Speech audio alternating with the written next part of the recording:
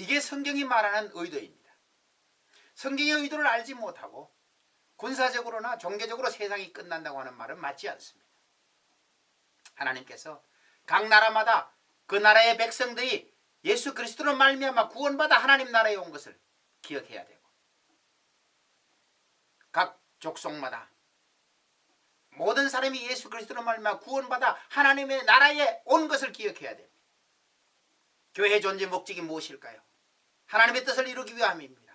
각 나라와 족속과 백성과 방언이 구원받아 하나님의 뜻을 이루어지는 그 날을 위해서 교회를 세우셨습니다. 그 뜻을 위해서 예수님께서 이 땅에 오셨습니다. 그 뜻을 이루시기 위해서 아담을 만드셨고, 그 뜻을 이루시기 위해서 오늘 우리를 부르셨습니다. 오늘 우리가 하나님 앞에서 내 목적을 이루려고 신앙생활을 시작한다면 그는 내 신앙의 유토피아입니다. 오늘 교회가 우리 교회의 목적을 하나님의 이름을 빙자해서 이루려고 한다면 그건 교회의 유토피아입니다. 하나님의 의도를 알고 신앙의 삶을 살아가야 됩니다. 하나님의 뜻을 알고 가정이 신앙의 길을 이끌어가야 됩니다. 그 하나님의 뜻을 이해한 교회가 교회됨을 선포해야 됩니다. 모든 곳에는 하나님의 의도가 있고 계획이 있고 뜻이 있습니다. 성경에 나타난 이 뜻을 이해할 때마다 그 뜻이 무엇인가를 정확히 안다면 그 초점을 향해서 우리는 달려가야 됩니다. 이런 질문을 해봤죠. 성경에 세상을 창조한 목적이 무엇이냐고 물었습니다. 많은 사람이 이런 대답을 해보죠. 하나님께서 나를 구원하시기 위해서라고. 세상을 창조한 목적이 당신을 구원하기 위해서, 나를 구원하기 위해서, 그 초점이 목적이 되는 것이 맞습니까? 대답 명제를 이야기했죠. 맞지 않습니다. 하나님께서 세상을 창조한 목적이 여러분의 가정을 구원하게 하시라고 한다면 그것이 주인입니까? 아닙니다. 거대한 하나님의 뜻을 이루기 위함인데 그 뜻 속에 당신의 구원이 포함되어 있고, 거대한 하나님의 뜻 속에 당신의 가정의 구원이 포함되어져 있는 것입니다. 우리는 궁극적인 하나님의 의도를 아는 것이 중요합니다. 내중심적으로 신앙을 이끌어간다면 내중심적 유토피아 신앙이고, 우리 가정을 중심으로 신앙을 이끌어간다면 우리 가정 중심의 유토피아적 신앙입니다. 많은 사람들이, 많은 교회가 우리 교회를 선포하고 있습니다. 하나님 앞에서 우리 교회는 없습니다. 정말 우리 교회라면 하나님의 뜻을 이루어가는 공동체적인 교회를 가리켜 우리 교회라고 합니다.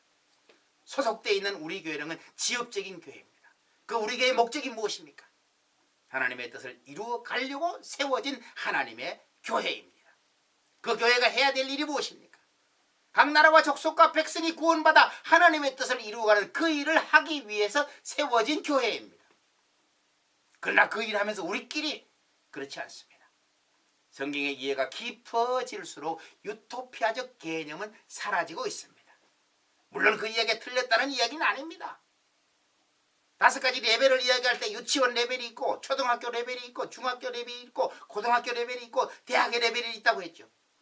아마도 그런 교회는 아직도 유치원이나 초등학교적인 관념에서 강조하는 것일 겁니다.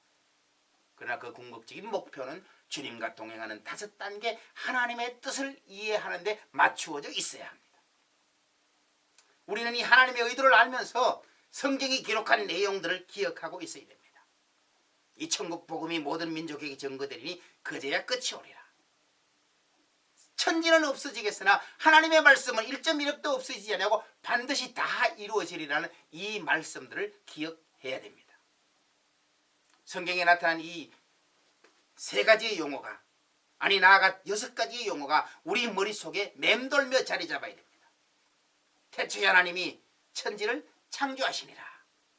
그 창조 속에 나타난 하나님의 주권이 있고, 그 창조 속에 나타난 하나님의 목적이 있고, 그 창조 속에 나타난 하나님의 의도가 있다, 뜻이 있다, 또 하나님의 사랑이 있다, 이렇게 묘사했죠. 하나님의 주권은 하나님의 영광을 나타내시는 것이고, 하나님의 창조의 목적은 하나님의 나라가 임하도록 하는 것이고, 하나님의 사랑과 하나님의 계획과 뜻은 하나님의 뜻을 이루기 위함이라고 하는 이것을 우리는 기억해야 됩니다. 이것이 성경 이해의 시작입니다. 그러기 위해서는 하나님을 알아야 되죠. 성부 하나님과 성자 하나님과 성령 하나님, 이 삼위일체의 하나님을 정확히 알아야 됩니다. 그 하나님을 통해서 창조되어진 창조 속에 하나님의 주권과 하나님의 목적과 하나님의 사랑을 알아야 됩니다. 거기에서 연동해서 하나님의 영광과 하나님의 나라와 하나님의 뜻을 기억해야 됩니다. 이 9가지를 통해서 성경의 시작인데 여기서 끝나지 않습니다. 이것을 완성해 가시려고 오신 그분이 성자 예수님입니다. 예수님이 이 땅에 오셔서 이 거대한 뜻을 이루기 위해서 하신 사역, 하신 일이 무엇입니까? 마태복음 23장에는 그렇게 말씀하고 있죠. 회당에서 가르치시고 천국 복음을 전파하시고 모든 약한 것과 질병을 치료하시니라. 예수님이 이 땅에 오셔 하신 사역은 완전 사역이라고도 하고 삼중 사역이라고도 말하고 있습니다. 복음을 전파하는 전도 사역을 하셨습니다. 마가복음의 시작에 보면 또 다른 마을로도 가자, 내가 거기서 전도하리니 이를 위하여 왔노라고 말하고 있고, 마가복음 1장 1절에서는 하나님의 아들 예수 그리스도의 복음의 시작이라는 말로 시작을 하고 있습니다. 복음의 전파입니다. 전파가 있어야 가르침이 있고 전파가 있어야 회복이 있지, 전파도 없는데 가르침이 있고 전파도 없는데 회복이 있을 수 없습니다. 회개하라, 하나님의 나라가 가까워 왔느니라고 선포한 예수님의 말씀이라 회개하라, 천국이 가까워 왔느니라고 하는 침례 요한의 외침이 동일합니다. 하나님의 복음이 선포되는 곳에 하나님의 말씀에 가르침이 있고 그 말씀을 들은 자들에게 치유와 회복이 일어나고 있습니다. 그래서 이것을 가리켜 전도와 가르침과 회복이라는 이야기를 하고 있는 것이죠. 우리는 무엇 때문에 전도가 소중한지, 선포가 소중한지를 알아야 됩니다. 우리는 무엇 때문에 하나님의 말씀의 가르침이 소중한지를 알아야 됩니다. 우리는 무엇 때문에 치유하고 회복해야 되는지 그 이유를 알아야 됩니다. 전도는, 선포는 하나님을 나타내는 것입니다. 하나님이 계시다, 하나님이 세상을 창조하셨다, 하나님이 사람을 만드셨다, 모든 것의 주인이신 것이 하나님이시다, 하나님을 알게 하는 것이 하나님의 영광의 선포입니다. 그게 복음 전도입니다. 하나님을 알지 못하는데 누가 하나님을 믿습니까? 하나님의 말씀이 선포되는 곳에 하나님이 전달되고 그 선포가 하나님을 믿게 하는 것입니다. 하나님을 믿는 사람들에게 가르침이 일어나는 거죠. 이 하나님이 그런 하나님이야, 저 하나님이 그런 하나님이야, 이렇게 기록된 하나님의 말씀, 이 말씀이야 라고 계속해서 성경을 가르치는 것이 가르침이 뭐예요? 그 말씀을 듣고 깨달아서 순종이 일어나게 하는 하나님의 나라가 임하였지라고 하는 것입니다. 세 번째 나타난 치유와 회복이 뭐예요? 하나님은 전능하신 하나님이야, 하나님은 치유의 하나님이야, 하나님은 만물의 주이신 하나님이야. 그러니까 하나님께서 하시면 못하실 일이 전혀 없다. 병드는 거 하나님께로 와라, 치유 된다. 귀신 들린 거 하나님께로 와라, 고쳐진다. 문제 있는 거 하나님께로 와라, 하나님께서 해결해 주신다. 모든 약한 것과 질병을 치료하셨다고 하시는 말씀이 회복입니다. 회복이 뭐예요? 그것을 통해서 하나님이 뜻을 이루시고자 하는 의도가 있다는 사실입니다. 병을 고치는데 초점이 맞춰져서는 절대로 되지 않습니다.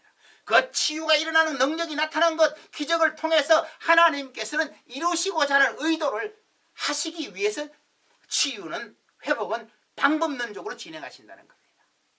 우린 때로 은사자들이라고 알고 있습니다. 안수기도에서 낫는 것들에 초점을 맞추고 있죠. 그렇지 않습니다. 그 안수를 통해서 낫고자 하는 것은 뭐예요? 하나님이 계심으로 그 말씀에 순종하고 그 뜻을 이루어가고자 하는 의도를 가지고 안수가 이루어져야 됩니다. 그런데 치유의 목적이 있어도 하나님이 곧 내 하나님이고 내가 능력자인 것처럼 그런 안수는 의미가 없습니다. 우린 하나님의 의도를 더 깊이 알아가는 사람이 되어야 됩니다. 성경의 도표를 앞으로 걸어가면서 설명할 텐데, 태초에 하나님께서 천지를 창조하셨다. 창조하신 하나님께서 창조 속에 하나님의 주권을 보여주셨고, 창조를 통해서 하나님의 창조의 목적을 보여주셨고, 창조를 통해서 하나님의 사랑을 나타내셨다. 하나님이 주권을 통해서 하나님의 영광을 드러내셨고, 창조의 목적을 통해서 하나님의 나라를 임하게 하셨고, 하나님의 사랑을 통해서 이루어가실 하나님의 뜻을 보여주셨다. 이것을 완성하시기 위해서 예수 그리스도가 오셨는데, 예수 그리스도가 하나님의 영광을 위해서 치유와 회복을 보여주셨고, 하나님의 나라가 임하는 것을 위해서 가르치심을 하셨고, 하나님의 뜻을 이루기 위해서 전도하셨다고 하는 이 12가지의 용어들이 머릿속에서 자리 잡기 시작하게 됩니다. 제가 시간이 되면 도표로 이 그림을 여러분에게 보여드리도록 하겠습니다. 우리는 성경에 대한 접근이 이렇게 입체적으로 진행될 때에 거기서부터 시작됩니다. 우리는 이 이야기를 가지고 하나님께서 이런 의도를 가지고 세상을 창조하셨습니다. 이것이 전제적으로 이해되어져야만이 아담의 창조가 이해되어지기 시작하는 것입니다. 여러분, 아담의 창조는 모두가 아시죠? 창조하셨습니까? 어떻게 방법론으로 창조했습니까? 창세기 1장 28절에는 우리가 우리의 모양대로 우리의 형상을 따라 사람을 만들고 그로 우리를 대신해서 만물을 다스리게 하자. 그리고 아담을 창조했습니다. 그리고 땅에 번성하라, 충만하라, 정복하라, 다스리라고 말하고 있습니다. 여러분, 아담에게 하나님이 다스리라고 한다고 하니까 우리는 그 다스림의 개념을 어떻게 받아들였습니까? 지배하는 것으로 받아들였죠. 다스림은 지배라는 관념보다가 하나님의 뜻을 성취하고 이루어가는 것에 초점이 맞추어져야 됩니다. 왜 권력적인 지배를 가지고 다스린다고 자꾸 이해합니까? 세상이 권력 중심으로 움직이기 때문입니다. 하나님의 의도와 목적과 계획을 따라서 본다면 다스림이라는 것은 지배가 아니라 하나님의 뜻을 성취하고 이루어가는 것입니다. 그로 우리를 대신해서, 우리가 누굽니까? 삼위일체의 하나님을 대신해서, 하나님이 계획하신 그 일들을 대신해서 아담으로부터 출발해서 그 일을 완성하라고 하는 의도가 창조된 아담 속에 담겨져 있는 것입니다. 우리는 의도를 알아야 됩니다. 아담의 창조로서 끝납니까? 그렇지 않죠. 네, 아벨과 가인이 있습니다. 구원론에서 다시 이야기가 들어가겠지만 가인에 대한 이야기, 아벨에 대한 이야기, 크리스찬들은 모두가 알고 있습니다. 제가 이런 질문 한번 던져봅니다. 이런 거 모두가 동의합니다. 가인이 구원받았을까요? 구원받지 않았을까요? 각자의 대답이 필요합니다. 그러나 구원의 시작이 무엇입니까? 질문 드려봅니다. 에베소서 2장 8절에는 구원에 대한 대전제를 그렇게 말하고 있습니다. 너희가 그 은혜를 인하여 믿음으로 말미암아 구원을 받았나니 이것이 너희에게서 난 것이 아니요 하나님의 선물이라. 행위에서 난 것이 아니니 아무도 자랑치 못할 것이라. 이게 구원의 대전제입니다. 하나님의 은혜로 말미암아 우리에게 주어진 선물이라는 것이 하나님께로부터 났다는 거예요. 하나님께로부터 났다는 이야기가 무엇입니까? 하나님이 우리를 찾아오셨다는 거예요. 복음으로 찾아오시고 생명으로 찾아오시고 사랑으로 찾아오시고 그 말씀으로 찾아오셨다는 얘기. 우리가 하나님이 인지되는 순간 하나님이 찾아오셨기 때문에 우리가 하나님을 알게 되었고 믿게 되었다는 것입니다. 우리가 배워서 하나님을 믿는 게 아니에요. 하나님이 찾아오심으로 우리가 그 하나님을 알고 믿게 되었다는 사실이죠. 찾아오셨다는 얘기가 무엇입니까? 아담을 잘 아시죠? 하나님께로부터 지음받은 아담이 하나님께로부터 축복을 받습니다. 아담아, 너니 모든 동산의 과일을 임의로 먹되 중앙에 있는 선악을 알게 하는 과일을 먹지 말라. 먹으면 정령 죽으리라. 아담이 그 약속을 하나님께로부터 받았습니다. 그리고 자기에게 선물로 준 내 뼈 중에 뼈, 살 중에 살이라고는 하와와 함께 살게 되었습니다. 근데 사단이 찾아가서 하와를 유혹하죠. 여호와 하나님께서 중앙에 있는 선악을 알게 하는 나무의 과실을 먹지 말라 하시더냐? 예, 그렇습니다. 왜 그런지 아냐? 잘 모릅니다. 네가 만약 그 과일을 먹는 날에 눈이 밝아져서 하나님과 같아질 것이다 라고는 유혹이 왔죠. 죄를 짓게 유혹하는 것이 사단이지 죄를 짓게 하는 것이 사단이 아닙니다. 앞으로도 사단에 대해서 강의를 여러 시간 할 겁니다. 여러분, 선택은 하와가 했습니다. 유혹은 사단이 했지만 그 선택의 유혹을 받고도 물리칠 수 있습니다. 아담도 마찬가지입니다. 예수님은 왜 40일 금식 후에 3번의 사단의 시험을 물리쳤을까요? 유혹하는 사단의 하나님의 말씀이 더 기준되었기 때문에 물리칠 수 있었습니다. 그런데 하와는 그렇지 못했습니다. 그 유혹의 이야기를 들어보니 그럴 것 같았습니다. 그래서 선악과 나무로 갑니다. 가서 보니 보암직도 하고 먹음직도 하고 지혜롭게 할 만큼 탐스럽게 하기도 했다는 그 유혹의 마음이 이끌려 그 사과를 자기가 선택해서 먹게 되는 거예요. 이게 죄의 시작입니다. 죄는 불순종의 시작입니다. 불순종이 일어나니까 자기도 먹고 남편 아담도 먹었습니다. 하나님의 말씀대로 눈이 밝아졌습니다. 사단이 말한 것처럼 눈이 밝아졌습니다. 벗은 줄을 알고 부끄러웠습니다. 할 수 있는 일이 무엇일까요? 나뭇잎으로 치마를 가리고 하나님의 낯을 피하여 숨는 일밖에는 할 수 없었습니다. 그래서 아담과 하와는 하나님의 낯을 피하여 숨었다고 성경은 기록하고 있습니다. 하나님이 그 사실을 모르실까요? 모르신다면 전지하신 하나님이라는 맥락에서 막히게 되어 있습니다. 하나님은 알고 계십니다. 아마 어쩌면 마귀의 유혹을 통해서 선악과를 따먹는 하와와 아담까지도 아시는 그분이 하나님입니다. 정확하신 그분이 하나님입니다. 하나님이 선을 할 때에 동산을 거니시다가 아담을 찾으십니다. 아담아, 내가 어디 있느냐? 내가 어디 있냐? 하나님의 소리가 들리시죠. 아담의 귀에 하나님의 소리가 들릴 수밖에 없습니다. 세상 그 어떤 곳에서도 하나님의 소리는 들리게 되어 있으니까요. 아담이 대답합니다. 내가 벗었으므로 부끄러워 숨었나이다.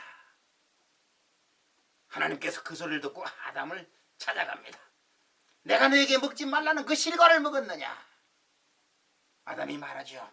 예, 내게 준 배필로 준 내 아내 하와가 내게 줌으로 먹었습니다. 하나님께서 하와에게 묻습니다. 하와야, 너는 왜 그리했느냐?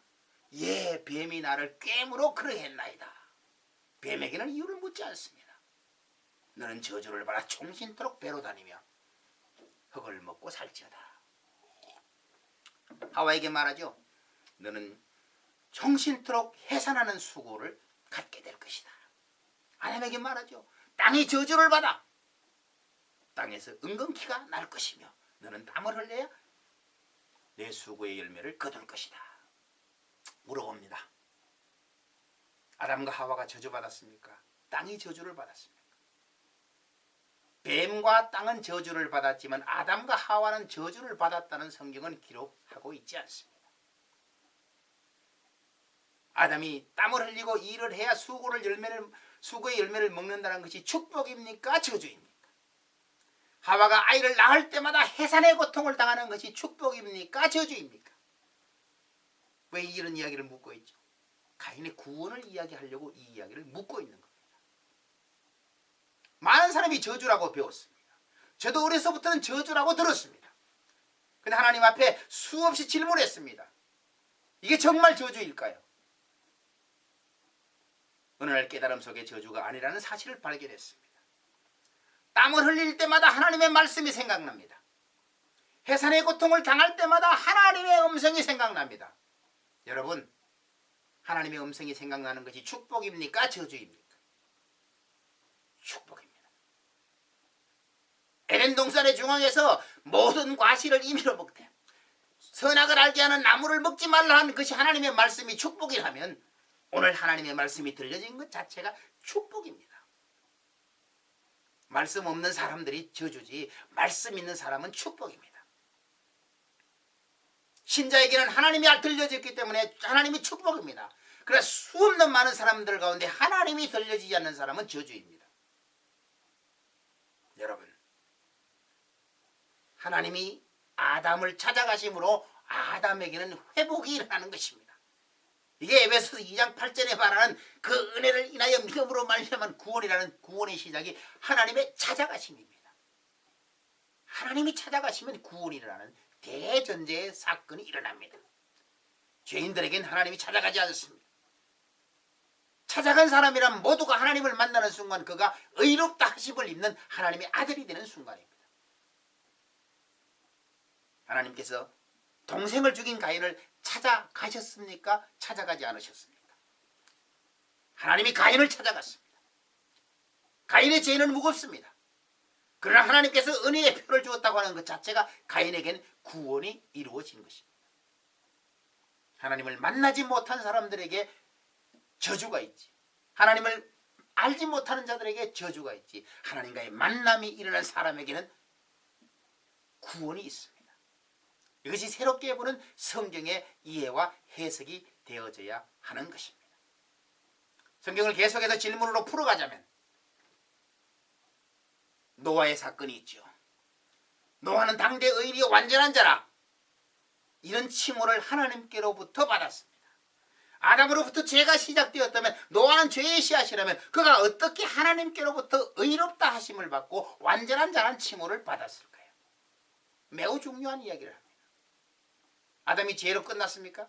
그렇지 않습니다. 아담은 하나님을 만나면서 회복된 사람으로서의 삶을 시작하며 믿음의 삶을 시작합니다. 아벨이 죽고 난 후에 셋이라는 셋째 아들을 낳으면서 비로소 여호와의 이름을 불렀다고 셋에게 믿음의 유전이 전수되어져 내려가는 것입니다. 그것이 계속해서 에녹에게 노아로부터 신앙의 유전은 내려가는 것입니다. 하나님을 떠나지 않는 겁니다. 하나님 안에 있고 하나님의 말씀에 순종이 일어나는 것입니다. 100%의 순종은 할 수가 없죠. 그러나 하나님을 생명의 주인으로, 천지의 창조자로, 우주의 창조자로, 전능하신 하나님으로 받아들이면서 하나님으로 받아들이는 신앙의 세계가 이어져가는 것이죠. 어디까지 갑니까? 예수님이 탄생하기 직전 마리아에게까지 갑니다. 중간에 신앙이 끊어졌다면 마리아가 어디서 하나님을 알았습니까? 그 남편 요셉은 의로운 사람이라 그 의롭다는 칭호를 지금 누가 하고 있습니까? 그에게 내려온 신앙은 무엇입니까? 구약의 4000년의 역사를 거스려 신앙의 믿음의 유전은 계속되어져 있는 것입니다. 이 유전이라는 이야기가 그냥 자동적으로 오토매틱으로 되는 것이 아닙니다. 그 부모가 그 자식에게